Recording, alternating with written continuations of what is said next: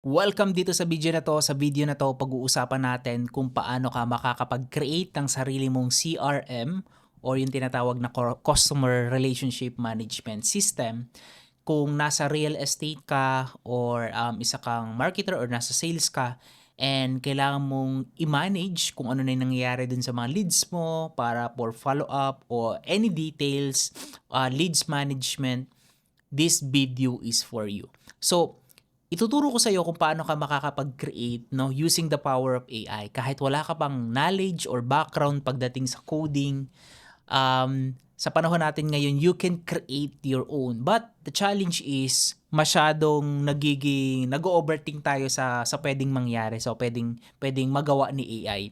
Ang pinaka pro tip na maibibigay ko before you start creating your own system, let's say for example CRM using the power of AI, is you need to identify ano ba yung mga right tools na pwede kong gamitin sa simula. So in this video, i-share ko yun sa iyo and also i-share ko rin sa iyo kung ano ba yung proper instructions and prompt guide na pwede nating ibigay dun sa AI para tulungan kanya na makapag-create, no? So una nating gagawin is you need to strategize ano ba talaga yung goal mo.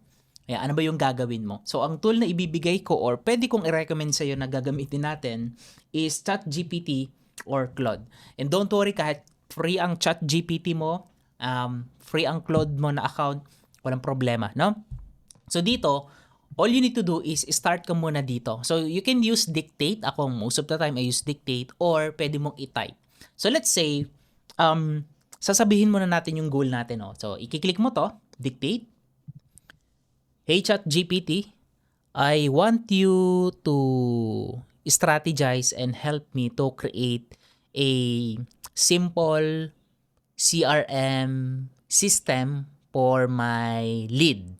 Let's say, sabihin natin na nasa real estate ka. Okay, tagalogin na lang natin and nasa real estate kasi ako and ang goal ko ay ma-manage properly yung mga leads na pumapasok. So, bigyan mo ko ng plan and idea kung ano yung mga kailangan kong gamitin lang para sa CRM web application na i-build natin. Alright. So, submit. Ngayon, ito muna yung simplihan mo lang. Okay, example ito. Core CRM flow. Yan, meron ka ng flow. Okay, 1. Meron kang dashboard. Okay, great. Meron kang lead management. Great. Okay. So, sabihin na, real estate kasi to. So, lead timeline. Okay, great. Follow-up system. And by the way, yung CRM na i-build mo, pwede rin naman i-build yan in general. Pero dito kasi, mas maganda may niche, no?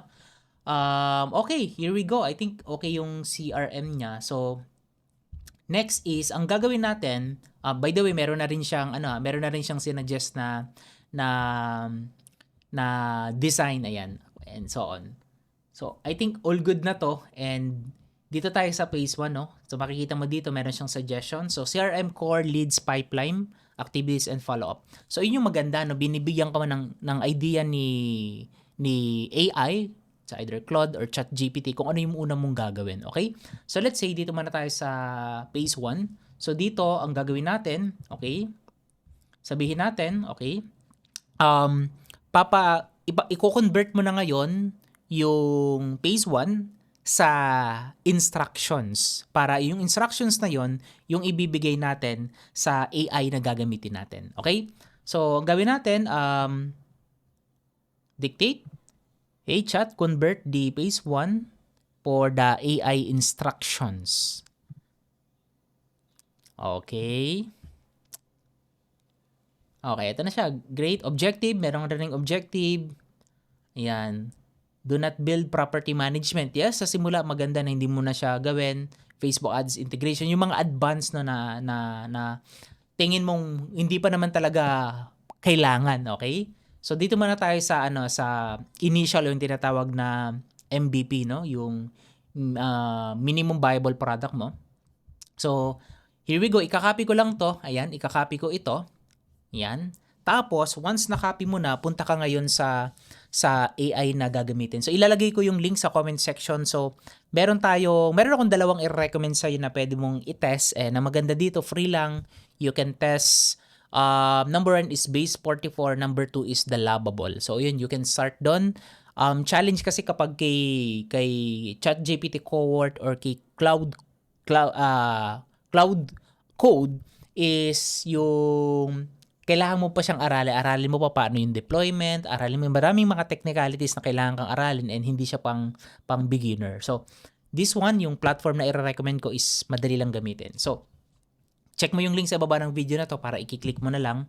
So, una nating i-share ko sa'yo itong Base 44, okay? So, punta lang ako sa link. By the way, yung link na gagamitin natin, that's my affiliate link para mabigyan ka ng, I believe, sabi niya dito, once you use my link, pakita ko lang sa'yo, here we go, is you will earn 30 credit. Okay? So, may 30 credit ka. So, maganda doon. Magagamit natin both, no? Magagamit mo rin siya. So, yun. Pangalawa naman, na i-recommend ko sa'yo is itong Lovable. Okay? Pakita ko rin sa'yo. Dito naman, 10 credit. So, pwede ka naman mag-direct, no? Kahit hindi mo gamitin yung affiliate link ko. But, maganda kasi kapag ito, meron kang extra credit. So, here we go. So, punta tayo dito sa link. Copy ko lang to. Then, paste na lang natin. Tapos, ito naman, copy link. So, kapag wala kang account, automatic, mag-a-ask naman yan. So, I think, all good na to. Close na natin. Then, this one. So, let's start on creating. Dito lang natin i-describe yung mga gusto nating ipagawa sa kanya. Ayan. Tapos, kay Lovable, ganun din naman. So, hide na lang natin to para clean. So, gawin natin sabay na natin para ma-compare natin kung ano yung itsura ng CRM na i-build natin. So, balik tayo kay ChatGPT. So, ito yung phase 1 natin. So, i-copy ko ulit kasi nawala kanina. Then, ipipaste ko na siya dito. Here we go. Tapos, i-click mo lang tong build. By the way, may mga multiple model dito pero syempre ito yung auto mode which is sa other model paid plan siya. Ayan. So, kay Lovable naman, ganun din. I-paste natin to. And ang maganda dito, ano na siya, wala ka nang kailangan pang ipiliin na kung anong base model yung gagamitin mo. So, same lang. Ang gagawin natin, isa-submit to. Then, isa-submit din natin to. And, 6:07 nag-start tayo and let's see kung sino yung pinakamabilis sa dalawa. Okay, same instructions, same prompt, and then same goal. Ang ipapagawa natin sa kanya is yung basic CRM na binigay natin. By the way, hindi na nga siya ganun ka-basic kasi medyo marami nang binigay si ChatGPT, no? And let's see kung kaya niyang gawin yun, yung ano natin, yung sinubmit sa kanya. Ito, nakita mo nyo dito, ang dami ng mga additional dito sa phase 1 pa lang. Pero siguro yung phase 2 mas mas detailed na talaga. Tapos, isa-submit mo lang naman yun. Okay? So, building. Alright. This one, building na rin siya. Okay, so ang maganda dito, ayan o, nakikita mo dito, meron siyang, sa kabila kay Lovable, meron siyang real-time preview na makikita mo. Ayan. Here we go. So, mas maganda, basahin mo kung ano yung nangyayari. Example ito, ano yung ginagawa niya. And, while on the process, no, ito yung maganda kasi sa mga itong platform na to, like Lovable, Base 44. Kung wala ka talagang knowledge pagdating sa coding, vibe coding, or launching your web applications, mas magiging madali para sa'yo kasi nga, built-in na yung mga databases nila and yung mga kailangan mong gawin, i-connect mo na lang like if you need a domain and so on. So medyo para sa akin pang beginner siya, pang intermediate, and even the expert ginagamit po ito. Marami mga big web applications and websites, apps na they use yung dalawang platform na to. By the way, maraming mga platforms, so ito lang muna yung i-recommend ko sa'yo para at least hindi ka ma-overwhelm sa kung ano yung gagamitin mo. Okay, so building si Lovable, si Base 44 naman is on the way.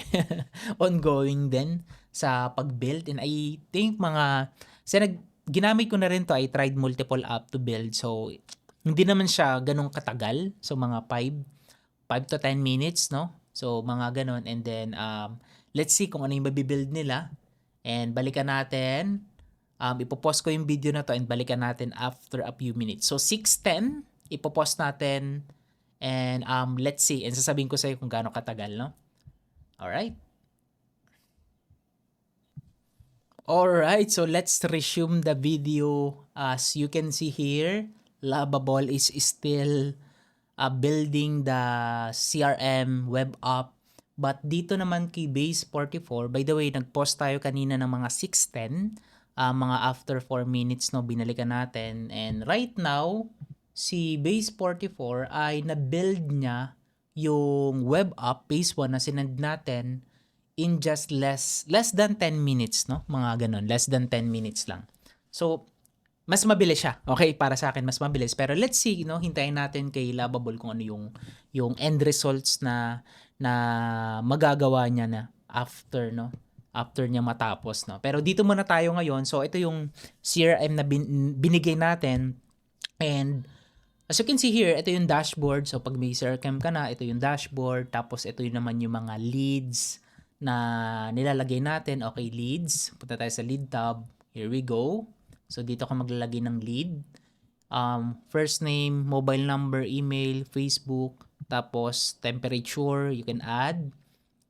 Seller ba siya, investor, and so on. Okay. Cancel. Pipeline naman. Okay, ito naman yung parang, I believe na move to.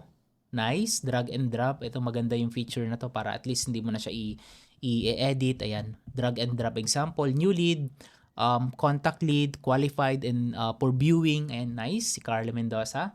For follow-up naman. Nice. You can add follow-up then settings. Lead source and so on. You can add din parang tagging to. I believe. Yes. Tagging. Correct. Tagging siya. Pwede ka mag-add. Tags and so on, team, ayan.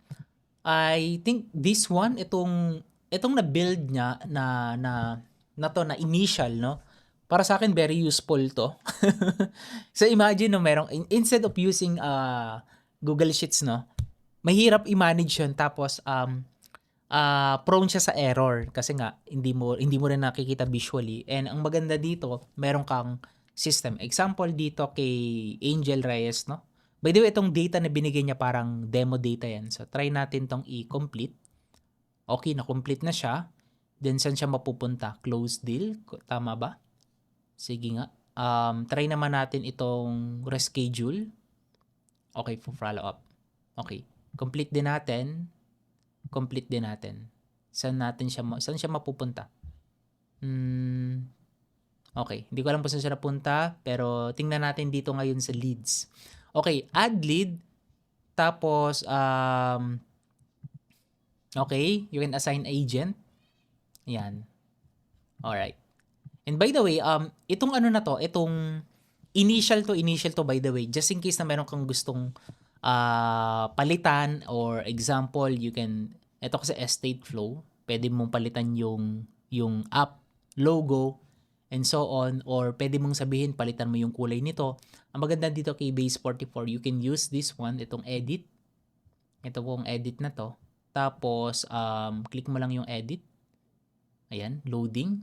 And pwede mo nang i-click ito mismo. Example, ito, gusto ko na baguhin mo yung kulay, gusto ko na tanggalin mo ito, or palitan mo yung options na to, remove this and so on. You can ask, no, directly. Click mo lang yung edit. Alright, so I think initial build, yes, maganda ito. Pwede mo na siyang iterate, no, i-adjust na lang later, and gamitin mo siya. So kapag ipapublish mo naman siya, i-click mo lang to. Tapos, since wala ka pang domain, which is optional naman sa simula, no, meron namang built-in na domain, no, in public, so meaning pwede ma-access anyone. So click mo lang yung publish. Then here we go, ito na yung link mo. Then punta tayo ngayon sa incognito. Yan. Okay. Kailangan mag-login. Okay, hindi ko alam kung ano yung login dito, pero tanungin natin kung ano yung super admin login settings. Sa settings kasi, okay, ito si admin. So, ayun, pwede mong i-add, no, yung options na admin management, no. Example dito, what would you like to build or change dito sa app na to? Okay, sabihin mo allow okay, make an options to edit. update and add admin and CRM users. Okay? Then, i-submit mo lang. So, ibig sabihin, mag-create siya ng additional settings. Possible dito niya ilalagay yan para ma-edit mo. Kasi hindi natin alam yung password. Email lang ang alam natin, yung email ko. So, still, Lovable is still, hindi pa rin siya tapos. Parang 20 minutes na. At least na-test mo. And based on my test din naman, and okay si Base 44, mas mabilis siya. Okay, so editing na siya sa setting page. Okay, ito yung code na hindi mo na kailangang intindihan, siya na yung bahala dito. So, punta tayo sa preview. Ayan. Then, okay, ito na siya. Here we go. Invite user. Okay, send invitation. Okay. And as you can see here, nakita mo, ayan, ito lang yung challenge nga dito sa mga web app na to pag free. Pero sa initial build naman, like gusto mo lang siyang i-test, gusto mo lang malaman how it works, pwede yung free plan. Pero if you want to upgrade, no, as you can see here, meron ditong 100 message. Ibig sabihin yung back and port na how it works, ganun nag-port yung message na kung may mga changes ka. I believe 1 credit yun, depende sa scope ng ng instructions mo. But still affordable siya, no? Yung 100 message credit, $16 per month. Okay. So if ito yung gagamitin mo, you can continue. Ito yung best, no? Yan. Alright, so I think ayun, meron ditong options. Ayun yung ganun yung binigay niya for follow up. Yan. Yan, so and so on. So si Lovable, wala pa rin. Ayan, meron na siya. Sige, dito naman tayo kay Lovable, no? So all done. Kay Base 44, nagawa niya. I believe, kasi 5 credit yung meron ako kanina. So, dun sa whole phase 1 instructions natin plus the additional instructions sa maglagay ng edit sa admin. So, mga total of 5 credit yung na-use niya. So, okay na rin. Not bad, no? Pero dito naman tayo kay Lovable, no? Okay. So, okay, complete na daw. Walang nakalagay dito kung ilang minuto, no? All in all. Pero let's try to, test. Okay. Sample lang natin. Create an account. Okay. Ba't may ganun? Meron pang email verification. Sige, verify natin. Tingnan natin kung meron akong matatanggap na email verification. Yeah, meron. Agent sub. Copy link. Yan. Tapos, verify ko lang. So, pag na-verify ko na siya, dito ako mapupunta. Ayan. Here we go. Dashboard na. Ito na yung CRM. Estate CRM ang gamit niya. Same lang naman kasi I believe nasa instruction yun, yung Estate CRM web application. So, tingnan natin kung mas usable ba ang gawa ni Lovable. Yan. So, awaiting for loading. Hindi pa siya naglo-load. Why? Why hindi pa siya naglo-load? Ayan. Try natin i-publish, no? Sige, publish natin. Baka needed i-publish. Okay. Publishing your project. Okay. So, sige. Kahit hindi mo naka-publish, nag-load na siya. So, pagdating sa design, medyo okay ako dito kay Lovable Design. And based dito sa mga features naman na binigay niya, I think same lang kasi nga based dito kung babasahin natin to, same lang naman ng instructions, no? So, yeah. Tingnan natin kung gumagana ba. So, dito kay Lovable, wala siyang binigay na mga demo data. Like, talagang raw. Wala kang data. So, lagay tayo ng lead. Add lead. Okay. So, lagay natin si Juan D. Juan D@gmail.com. So, sample. Okay. Number niya. So on. Sabihin natin investor. New lead. Okay. Nice. lead source, nice. Agent, okay. Then, tag, next action, nice. Maganda to. Call about, alabang properties, then, sige, wag lang natin lagyan, add lead.